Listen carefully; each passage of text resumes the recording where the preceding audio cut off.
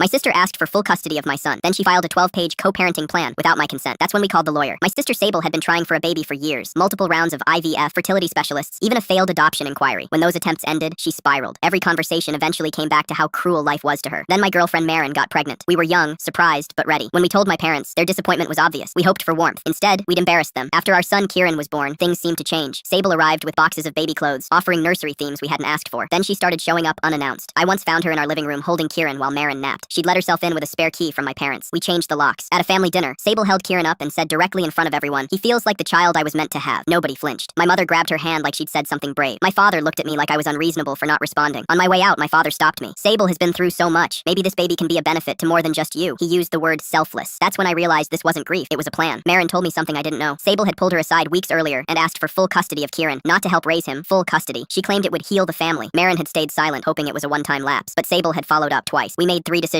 Sable would never be alone with Kieran again. No more drop-ins. No visits unless both of us were present. I called my parents and explained these were boundaries, not punishments. My mother claimed Maren was manipulating me. She hung up mid-sentence. My father arrived at our apartment without calling. He discussed Sable's anguish, the years of failed treatments. Then he looked me in the eyes and said, "Sable deserved to be a mother more than you deserve to be a father." I walked inside, locked the door, and blocked his number. Sable showed up days later without notice. When Maren refused to let her in, Sable started crying on the porch, claiming this baby belonged to her. We consulted a lawyer. He told us to document everything and warned that families like this rarely back down. We changed our phone numbers, blocked all contact, and established new boundaries. Then the escalation started. Maren received a flower delivery with a note. "You stole what should have been mine." We filed a police report. My mother appeared outside my workplace, standing in the parking lot calling my name repeatedly. HR added a security restriction. The police arrived for a welfare check. Someone had reported us missing and claimed Kieran might be in danger. The officer confirmed the report came from my parent. He urged us to file for a restraining order. A delivery arrived, a teddy bear with no return address. Maren noticed the eyes looked odd. She held it to the light, revealing a tiny blinking red dot behind one of the plastic pupils. It contained a hidden camera. My mother emailed me a 12-page PDF titled Co-Parenting Plan for Kieran, a document with schedules for weekends with Sable, holiday rotation, and trial guardianship. She'd written it like a business proposal. Days later, my mother tried to pick up Kieran from daycare, claiming she was registered as his guardian. When staff asked for verification, she became agitated. The director called the police. Then Sable filed for full custody. The documents claimed we'd promised her the baby during pregnancy and that Maren was isolating me. Our lawyer filed a counterclaim with everything. Police reports, the hidden camera incident, daycare incident, every documented violation, and pediatrician reports confirming Kieran was healthy and thriving. The court hearing was systematic. Our lawyer presented a complete timeline with dates and evidence. Sable's team relied on emotion. When cross-examined, Sable admitted to calling Kieran her son in private conversations. Our lawyer played a recorded message where Sable described her plan to step in when they crash and burn and get what should have been mine. The daycare director testified about the guardian claim attempt. The court-appointed welfare officer confirmed our home was stable. Kieran's bond with both parents was strong and healthy, and no changes in custody were recommended. The judge ruled in our favor. Maren and I retained full legal and physical custody. Sable was denied any visitation. My parents were forbidden from contact. We received a permanent restraining order. My father violated the restraining order 3 days later by emailing my work address. A warrant was issued.